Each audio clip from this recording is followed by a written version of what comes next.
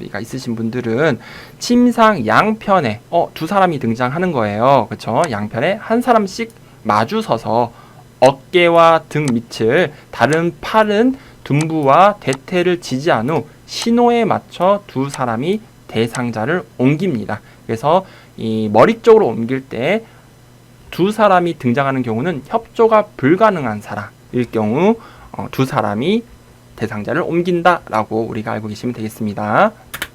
그 다음은 대상자를 오른쪽 또는 왼쪽으로 이동을 시키고 싶을 때 어떻게 하냐. 먼저 요양보호사는 이동하고자 하는 쪽에 서요. 그리고 대상자의 두 팔을 가슴 위에 포갭니다. 그리고 대상자의 두 팔을 가슴 위에 포개고 상반신과 하반신을 나누어서 이동을 해야 돼요.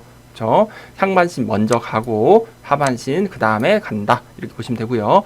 자, 상반신을 옮길 때는 목에서 겨드랑이를 잡고 그 다음에 반대손은 허리 아래를 잡아서 옮기고요. 하반신은 허리를 먼저 잡고 그 다음에 엉덩이 밑을 잡아서 이제 하반신 나중에 옮겨주시면 되겠습니다.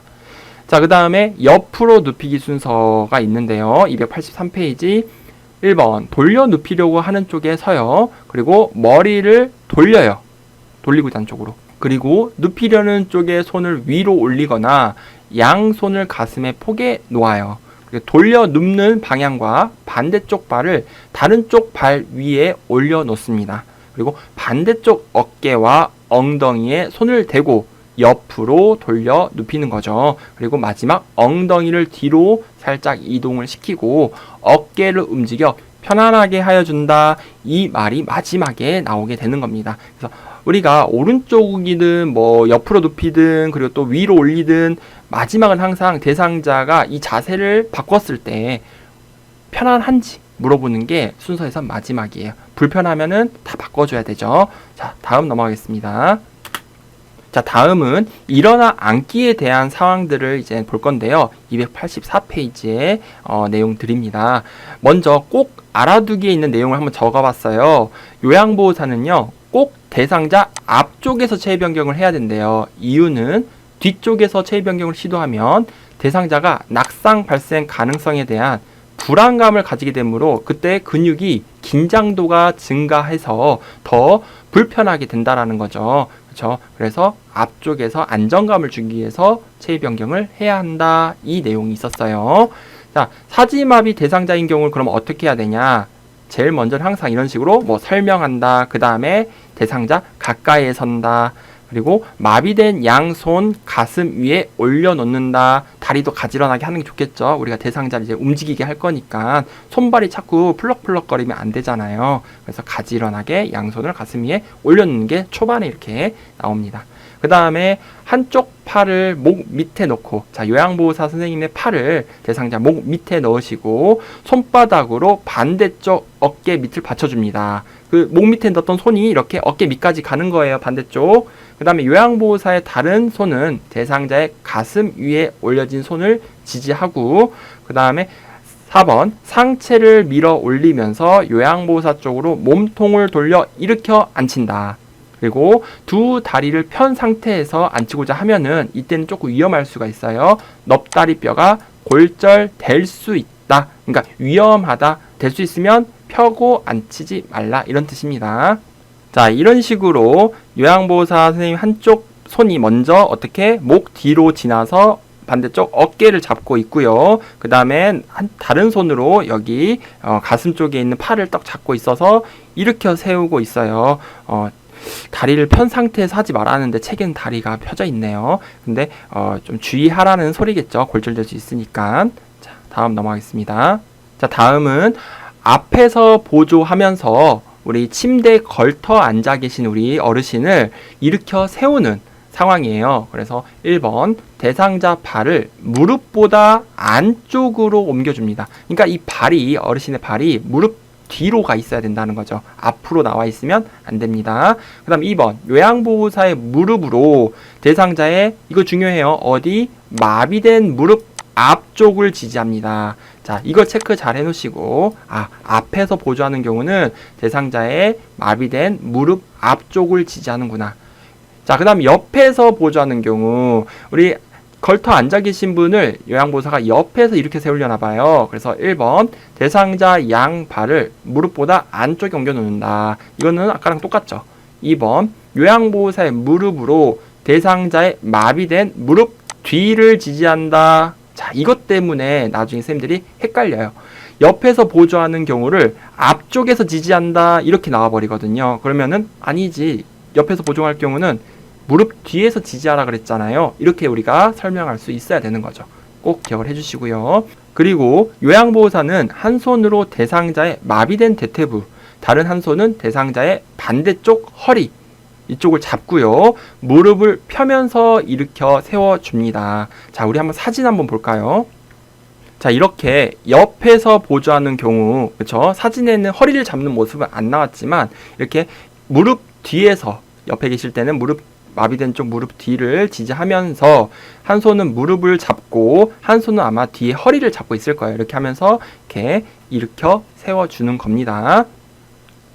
다음은 기본 체위의 형태에서 볼게요. 자, 첫 번째 바로 누운 자세. 우린 이거를 앙와이라 그러죠. 이 자세는 천장을 보고 똑바로 누운 자세를 말해요. 그래서 휴식하거나 잠을 잘 때 보통 이런 자세를 많이 하고, 그리고 이 자세를 할 때는 대상자의 머리 밑에 작은 베개를 받쳐주시고, 그 다음 대상자 무릎과 발목 밑에 타월이나 작은 베개를 사용합니다. 그러니까 수건을 발목에다가 넣어주거나 그리고 무릎엔 베개를 넣어주거나 이렇게 하라는 거예요. 그 다음에 반 앉은 자세, 우리 이거를 반자위 자세라고 하죠. 이건 언제 하냐면 숨 차거나 얼굴을 씻을 때, 그리고 식사 시, 위관 영양할 때, 이럴 때는 우리가 반 앉은 자세를 취해줍니다. 그래서 이 자세는 침상 머리 45도 정도 올린 자세, 등 뒤에 베개 두세 개를 사용하여 A자 형태로 대상자를 받쳐줘요. 그리고 이 침대가 살짝 올라가 있다 보니까 밑으로 내려올 수 있겠죠. 그래서 침대 다리 쪽으로 올려주면 대상자가 내려가지 않는다. 이게 저 시험 볼 때도 나왔거든요. 그래서 꼭 기억을 해주시면 좋겠습니다. 반자의 자세는 다리 쪽 침대를 살짝 올려준다. 이렇게 보시면 되고요. 다음 엎드린 자세를 우리는 복이라고 해요. 복이는 등에 상처가 있거나 등 근육을 쉬게 해줄 때 자주 하는 자세입니다. 아랫배에 낮은 베개를 놓아 허리 앞구붐을 감소시키고 얼굴에는 베개 또는 수건을 놓아서 베고 있을 수 있게 하는 거고요. 발목 밑에 타월을 받친 경우 넙다리와 허리 긴장을 완화시켜 줍니다. 그래서 이건 좀 사진을 좀 볼게요. 그림으로 베개 위치가 잘 돼 있는 걸 고르시오. 이런 게 시험 문제 나오거든요. 잠깐 보도록 하겠습니다. 자, 선생님들 이 자세가 복이죠. 엎드린 자세. 그래서 시험 문제 가끔 그림 문제가 나올 때 이 베개 위치가 잘 돼 있는 걸 물어봐요. 그래서 여기 발등 쪽에 하나, 배 밑에 하나, 얼굴 쪽에 이렇게 하나, 그래서 편안하게 있는 거 생각하시고요. 뭐 고개는 이렇게 수건을 2개 놓으면 숙이고 있어도 되고 옆으로 해도 되고 그건 상관없지만 수건과 베개 위치를 잘 봐두시면 좋을 것 같습니다. 보기입니다. 다음은 옆으로 누운 자세 측이에 대해서 보겠습니다. 둔부의 압력을 피하거나 관장할 때 이렇게 측이를 취해주는데요. 엉덩이 관절과 무릎 관절은 굽힘 자세가 되어 있어야 돼요. 그리고 엉덩이를 뒤로 이동시켜주면 자세는 더욱 편안하다 해서 측이의 자세, 특히 이게 둔부의 압력을 피하거나 관장할 때 한다. 자, 이걸 기억해 주시기 바랍니다. 자, 다음 291페이지 휠체어 다루는 법이라고 나왔어요. 자, 우리가 휠체어를 접는 법이 있는데 먼저 잠금 장치를 잠그는 게 첫 번째 순서예요. 그 다음에 발 받침대를 올려줘야 되겠죠. 그리고 세 번째 시트를 들어 올리고요. 마지막으로 팔걸이를 접어서 딱 보관을 해주시면 되겠습니다. 그래서 이거 외우는 방법 잠발시 욕이 되니까 어떤 강사님께서 이렇게도 외우시더라고요.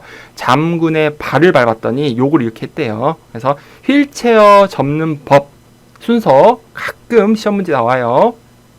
펴는 법은 시험 문제 잘 안 나와요. 자, 휠체어를 펴는 법, 먼저 잠금 장치를 잠그고 항상 펴고 접을 때는 먼저 잠금 장치예요. 그리고 팔걸이를 이제 접었으니까 이제 펴는 거죠. 그리고 시트를 눌러요. 그쵸? 그리고 나서 이제 대상자 대상자를 태우고 뭐 이렇게 다 정리한 다음에 발 받침대 내리고 그 다음에 잠금장치 풀고 출발하시면 됩니다. 그래서 세 가지만 그냥 알고 계시면 되겠네요. 자, 다음 휠체어 이동 시 작동법 보겠습니다. 지그재그로 가야 되는 상황이 있어요. 휠체어를 대상자의 체중이 많거나 또 오르막길을 올라갈 때, 내리막길 내려갈 때는요, 지그재그로 갑니다. 이거 기억해 주시고요. 그리고 앞바퀴를 들어 올려서 이동을 해야 되는 경우, 문턱을 오를 때, 문턱을 내려갈 때, 그리고 울퉁불퉁한 길을 지나갈 때, 이때는 앞바퀴를 들고 이동을 해야 됩니다. 안 그러면은 이 4개의 바퀴가 그대로 진동을 전달받아서 허리나 머리에 두통이 생길 수가 있어요. 통증이 생길 수가 있죠. 그래서 이 앞바퀴 들어 올리는 경우는 이 티귿자가 들어있는 단어들이 있을 때는요, 다 앞바퀴를 들어 올린다라고 보시면 되겠습니다. 자, 뒤로 이동을 해야 되는 경우가 있어요. 무조건 내려갈 때, 자, 내려갈 때는요, 뒤로 돌아서, 그러니까 누가 먼저, 요양보호사가 먼저 내려가고, 그리고 그 휠체어 타신 분이 그 다음에 천천히 내려오는 거죠. 그렇죠? 그래서 대상자가 굴러 떨어질 수 있기 때문에 뒤로 내려가시면 되겠습니다. 그리고 엘리베이터를 탈 때는 우리 책에는 뒤로 들어가서, 탈 때 들어가서 내릴 때는 앞으로 그대로 나온다. 엘리베이터 안에서 돌리지 않는다 라고 보시면 되겠습니다. 자, 계속해서 휠체어에 대한 내용 보겠습니다. 294페이지고 침대에 계신 분을 휠체어로 이렇게 태울 때 어떻게 해야 되냐. 먼저 대상자의 건강한 쪽에 붙여요. 그래서 이때 붙일 때도 30도에서 45도 비스듬히 붙인다. 그렇죠? 반드시 이때 잠금 장치를 잠가야 된다라는 거 붙이고 나서. 요양보호사는 대상자 마비 측 무릎을 지지하고 이 휠체어로 옮겨주시면 되겠습니다. 저는 한 이 정도만 봐도 될 것 같아서 정리를 했고요. 항상 우리 체위 변경 이 파트에서도 5문제가 나오는데 선생님들 대상자의 마비된 쪽 다리, 팔, 몸 이쪽을 지지를 해줘서 힘을 더해준다고 생각하시면 돼요. 건강한 쪽은 지지할 필요 없죠. 어차피 거기는 힘을 쓸 수 있으니까. 그쵸? 자, 그 다음에 바닥에서 휠체어로 옮기기, 바닥에 앉아 계신 분을 이제 휠체어로 옮기는 방법인데, 대상자 가까이에 휠체어를 두고요. 대상자에게 바닥에 무릎을 대고 앉아서 한 손으로 준비한 휠체어를 잡게 한다. 좀 내용이 복잡하죠. 우선, 앉아있는 대상자에게 휠체어를 선생님들이 가져간다고 상상해보세요. 그렇죠? 그래서 어르신 바닥에 좀 무릎 좀 꿇어 보실래요? 무릎 수술했거나 뭐 관절염이 있다고 하면 뭐 할 말이 없지만 그래도 무릎을 대고 이렇게 앉아서 한 손으로 내가 가져온 휠체어를 잡으라고 하셔야 돼요. 이게 초반에 나온 순서입니다. 이거 순서 문제로 나올 수가 있기 때문에 그렇죠? 그 다음에 대상자 양쪽 무릎을 꿇고 엉덩이를 들어 허리를 펴게 해요. 그리고 요양보호사는 한 손으로 허리를 잡고 한 손은 어깨를 지지하여 대상자 이제 일으켜 세울 준비를 합니다. 딱 잡고 있어요. 그 다음 대상자 건강한 쪽 무릎을 세워 이제 일어나게 하는 거예요.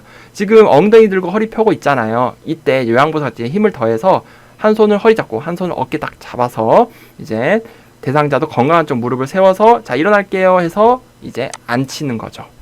그렇죠? 조금 바로 이렇게 힘으로 이렇게 앉히는 게 아니라 무릎을 이렇게 꿇고 앉게 하고 무릎 꿇은 상태에서 허리를 들고 또 요양보호사가 잡고 건강한 쪽 무릎 세워서 일으킨다. 이거 좀 잘 기억을 해주시기 바랍니다. 다음 휠체어에서 침대로 옮기기 297페이지에 있는 건데요. 이때는 또 2사람이 필요하네요. 우리 아까 앞에서 2사람이 필요한 상황이 있었죠. 언제? 협조가 불가능한 사람인데 어때요? 머리 쪽으로 대상자를 옮겨야 될 때, 침대 머리 쪽으로 대상자를 옮겨야 될 때 2사람이 필요했어요. 그리고 또 휠체어에서 침대로 옮길 때도 2사람이 필요해요. 그래서 휠체어는 침대에 평행하게 붙여놓고 그리고 잠금 장치를 잠근다.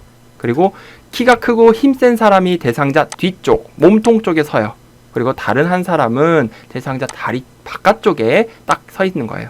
그러니까 몸통 쪽이 더 무거운 거죠. 예, 선생님들이 만약 일을 하게 되면 얼른 다리 쪽을 잡고 계시면 됩니다. 예, 그리고 침대에서 침대로 옮길 때도 2사람이 필요해요. 그래서 2사람이 나란히 이렇게 서 있을 거예요. 먼저 보겠습니다. 대상자의 2팔을 가슴 그리고 두 다리를 모으고 무릎을 세운다.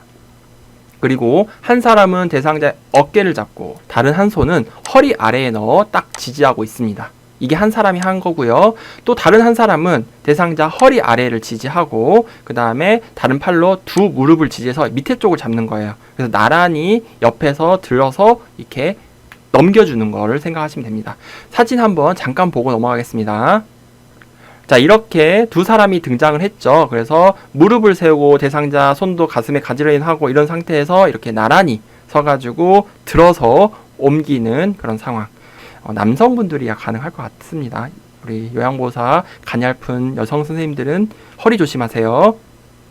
다음은 휠체어에서 자동차로 옮기기. 이것도 시험에 자주 나오는 거예요. 교재는 299페이지. 먼저 휠체어를 자동차와 평행하게 놓거나 약간 비스듬하게 놓는다. 그리고 휠체어 잠금 장치를 고정, 발판을 접은 후 대상자의 양쪽 발을 내려놓습니다. 그리고 대상자의 마비 측 무릎을 지지하고 대상자의 엉덩이부터 자동차 시트에 앉게 한다. 특이하죠? 그러니까 차에 들어갈 때는 몸이 먼저 들어가는 게 아니라 엉덩이 먼저 대상자를 들어가지고 넣어주시면 돼요. 어딜 지지하면서 또 마비측. 그렇죠? 이때 대상자의 건강한 손으로 자동차 손잡이를 잡게 합니다. 그렇죠? 엉덩이가 들어가고 났을 때 이제 자동차 손잡이를 잡고 있으라고 해요. 그리고 나서 다리를 한쪽씩 올려놓은 후 자동차 시트에 깊숙하게 앉혀주시고 안전벨트를 채워주고 그리고 나서 반드시 대상자 옆자리에 앉아서 이동하실 때 안전하게 이동할 수 있도록 도와야 한다 이겁니다. 조수석으로 가시면 안 된다라는 거죠.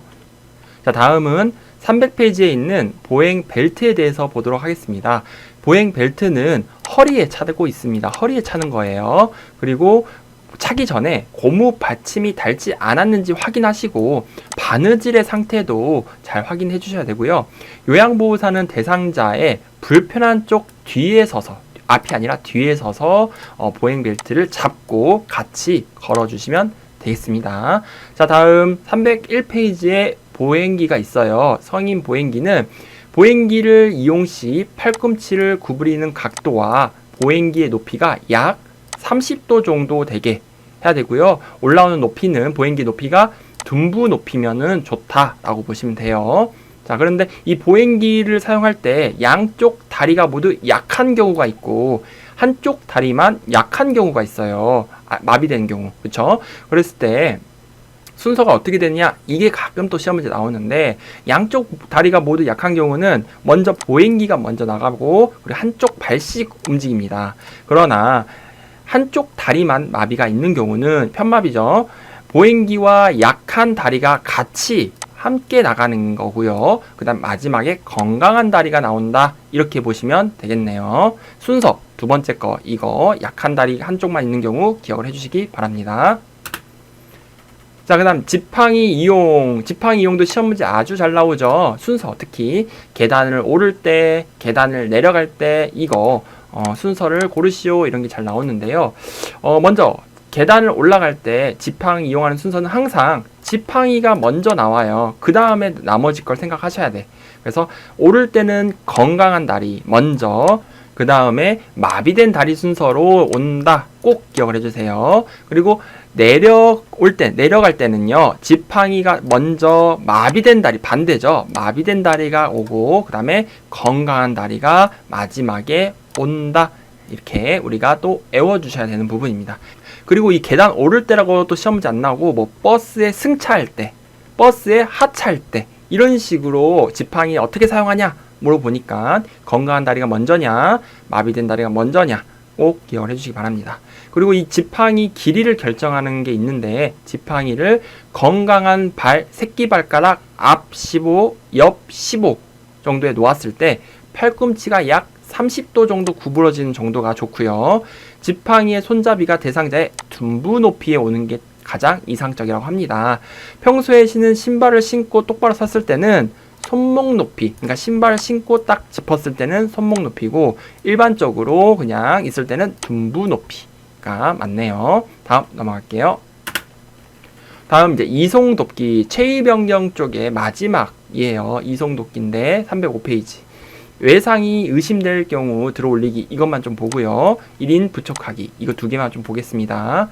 자, 외상이 의심될 때는요. 척추 고정판 이 물건이 등장해요. 들 것처럼 생겼어요.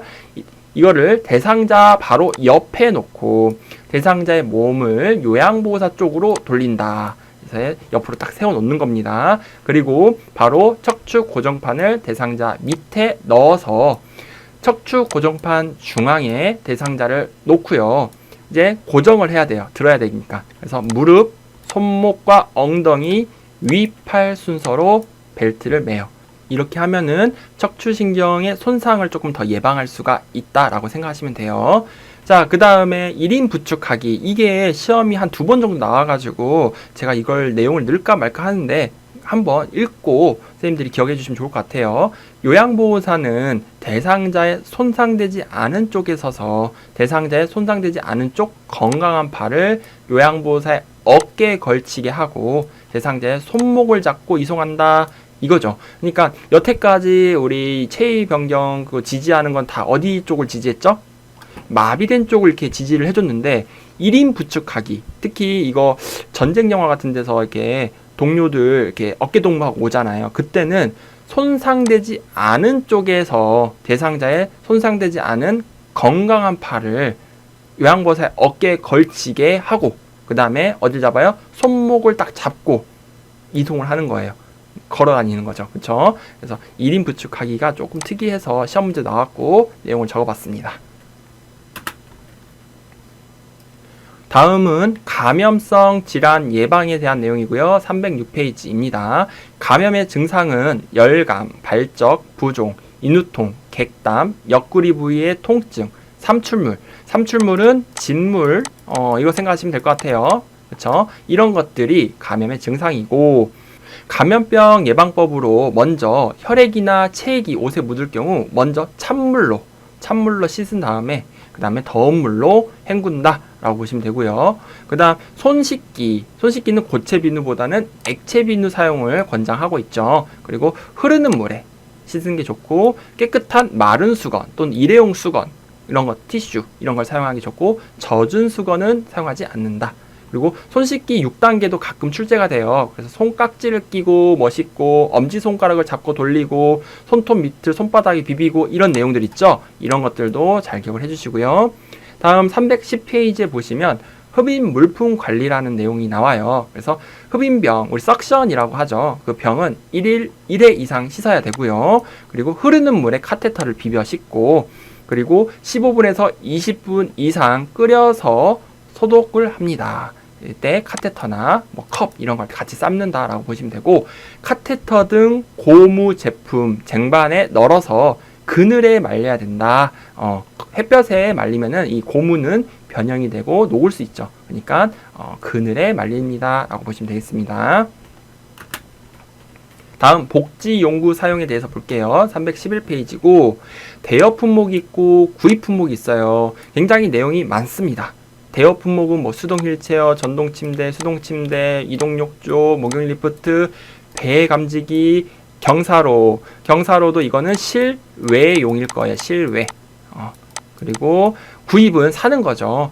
이동변기, 목욕의자, 욕창 예방방석, 성인용 보행기, 안전손잡이, 자세 변환 용구, 미끄럼 방지 용구, 간이변기, 간이 대변기, 소변기 있죠. 지팡이, 요실금 팬티까지 해서 구입 품목으로 나와 있어요. 여기 또 경사로가 있는데 경사로 여기는 실내용, 실외용 있어요. 그 휠체어 타신 분들이 틈이나라던가 작은 계단 몇 개 있는 거 이렇게 넘어가기 위해서 까는 판 같은 걸 경사로라고 하죠. 자, 이거 외우셔야 되는데 어떻게 외울까요? 비싸고 큰 것은 우리가 너무 경제적으로 부담이 되니까 잠깐 빌리고 씁시다 해서 대여해요. 그리고 싸고 작은 것들은 구입을 해버리는 거죠. 그렇게 외우시면 될 것 같습니다. 자, 사진 선생님들 책 있으면 여기 나와 있는 사진들 봐보세요. 그렇죠? 그러면 대부분 전동 침대, 수동 침대, 휠체어, 전동 휠체어 배로 감지기, 경사로 이런 것, 리프트 이런 것들은 다 비싸 보여요. 그렇죠? 근데 뭐 요식은 팬티, 지팡이, 뭐 손잡이 이런 것들 작습니다. 구입하시면 돼요. 근데 구입과 대여가 동시에 되는 게 바로 욕창 예방 매트리스다. 이것도 좀 기억을 해주시면 되겠네요. 욕창 예방 매트리스는 둘 다 가능하니까 선택하시면 되겠습니다. 자, 계속해서 복지용구 사용 중요한 것들 좀 골라봤는데요. 침대는 내구 연한이 10년이에요. 그래서 등 부위 또는 다리 부분이 높낮이를 조절할 수 있어야 하고, 크랭크 손잡이는 침대 다리판 쪽에 위치를 하고, 이거는 사용하지 않으면 접어놔야 돼서 수납 방식입니다. 그래서 손잡이 주변 공간을 충분히 확보해 두고 사용하지 않을 때는 높낮이를 가장 낮은 위치에 오도록 합니다. 침대를 사용하지 않을 때는 침대 높낮이를 가장 낮은 위치에, 그러니까 침대를 가장 낮게 내려놓으라는 거죠. 그렇죠? 그 다음에 성인 보행기를 볼 텐데요. 이 보행기는 다 내구연한이 5년이에요. 내구연한 5년. 그래서 종류는 보행 보조차, 보행차 이렇게 두 가지를 좀 알고 계시면 좋겠고, 보행 보조차를 실버카라고 돼요. 실버카. 그래서 어느 정도 균형 감각과 보행 능력이 있는 대상자가 사용을 한다. 이게 특징이죠. 그리고 바구니가 있고 앉아서 쉴 수 있어요. 의자처럼도 생겼죠. 그리고 손잡이 밑에 잠금 장치가 있다라는 게 또 특징이에요. 브레이크. 자, 보행차는요, 뒤로 잘 넘어지는 사람, 이런 사람들이나 뇌졸중 있는 사람들은 될 수 있으면 사용하지 않는 게 좋다. 그리고 보행차는 지팡이 사용하기 전 단계에 바로 쓸 수 있다 라고 했습니다. 그 다음에 또 나오는 물품, 목욕 리프트예요. 내구연한 3년이고요. 목욕 리프트는 감전 예방을 위해서 충전용 배터리만 사용한다. 배터리만 목욕용 전원으로 사용한다. 이거 기억하시고요. 다음 복지용구는 배 감지기예요. 배 감지기 역시 내구연한 5년이죠. 그쵸? 자, 이 배 감지기의 종류는 위성 항법 장치형이 있고 매트형 배 감지기가 있어요. 위성 항법 장치는 GPS라고도 하죠. 그래서 위치 추적을 할 수 있다는 장점이 있어요. 그러니까 정확하게 찾을 수 있어요. 근데 단점은 분실을 하게 되면 큰일이에요. 그래서 분실에 주의를 해야 된다. 그리고 매트형 배 감지기는 침대 또는 바닥에 설치를 해놔서 그 범위를 넘어가거나 또는 밟거나 하면은 이제 알람이 울리거나 문자가 날아가는 거죠. 그런데 이거의 단점은 걸려 넘어질 수 있죠. 그러니까 낙상이 발생할 수 있기 때문에 주의해야 된다. 이거 보시면 되겠습니다. 다음 주제는 안전관리에 대한 내용입니다. 표준교재 329페이지죠. 어르신이 낙상 발생 후에 일어날 수 없는 경우에는 요양보호사 선생님이 절대 뼈를 맞추거나 이동시키거나 움직이게 하지 말고 의료진이 올 때까지 대상자를 지키고 있으셔야 됩니다. 그리고 낙상 발생 후 일어날 수 있는 경우가 있어요. 이때는 대상자가 스스로 일어나게 해서는 안 되며 우선 호흡을 가다듬게 하고 진정시키는 거예요. 얼마나 놀라셨겠어요. 그대로 퉁 하고 넘어졌으니. 그래서 안정을 시키고, 그리고 2번 보시면 일어나기를 시도하기 전에 대상자에게 다친 곳과 아픈 곳이 있는지 먼저 확인한다 이거죠. 자, 그 다음 330페이지 보면은 낙상 유발 위험 요인이 있어요. 자, 어떤 분들이 낙상 고위험이냐. 우선 보행 장애가 있거나 기립성 저혈압이 있는 노인이나 4가지 이상 약물을 복용하고 있을 경우, 그리고 시력이 잘 안 보이는 경우, 이런 경우는 낙상 유발 위험 요인에 해당이 돼요. 그렇죠? 그러니까 주의를 하셔야겠죠. 다음 이제 화재 시 대처 방법에 대해서 보도록 하겠습니다. 소화기 사용 방법이 시험 문제 잘 나오는데요. 소화기는 안전핀을 뽑는 거가 첫 번째예요. 안전핀을 뽑고 그 다음에 노즐을 잡고 불 쪽을 향해 딱 잡고 있는 겁니다. 그리고 소화기 손잡이를 또 잡고 그 다음에 분말을 쏜다 해서 제일 먼저 안전핀 뽑고 이거 잘 보시고요.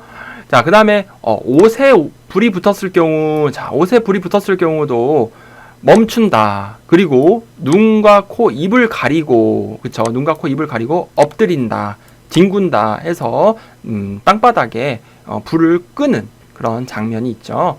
자, 화재시 대피 요령해서 334페이지. 이제 정말 건물에 불이 났을 때 어떻게 대피를 하냐. 젖은 수건으로 코와 입을 막고 다른 손은 벽을 짚으며 최대한 낮은 자세로 이동을 해야 돼요. 벽을 짚은 손은 바꾸지 않아야 되고요. 이동하실 때 엘리베이터 타면 된다 안 된다? 안 된다 해서 334페이지에 있는 내용이었습니다. 다음 안전관리 334페이지에서 337페이지에 있는 내용 몇 개만 조금 볼게요. 자, 시험에 나왔던 것들이 이제 수해와 태풍 이런 것들, 지진, 정전 있는데요. 수해, 홍수죠. 그죠? 물이 집 안으로 흘러 들어오는 경우 모래주머니를 사용한다. 이게 나왔고요. 그리고 태풍이 오기 전에 자동차 연료를 미리 채워놓고 또 배수구 청소를 미리 해둬야 된다. 이런 것들도 잘 기억해 주시고, 지진이 일어날 경우 흔들리는 동안 탁자 안으로 들어가 몸을 보호한다. 탁자 위로 올라가는 게 아니라 밑으로. 그리고 계단을 이용하여 밖으로 내려갑니다. 엘리베이터 사용하면 안 돼요. 그리고 머리를 보호하면서 공원, 운동장, 그러니까 높은 건물이 없는 곳으로 공터로 가셔야 된다.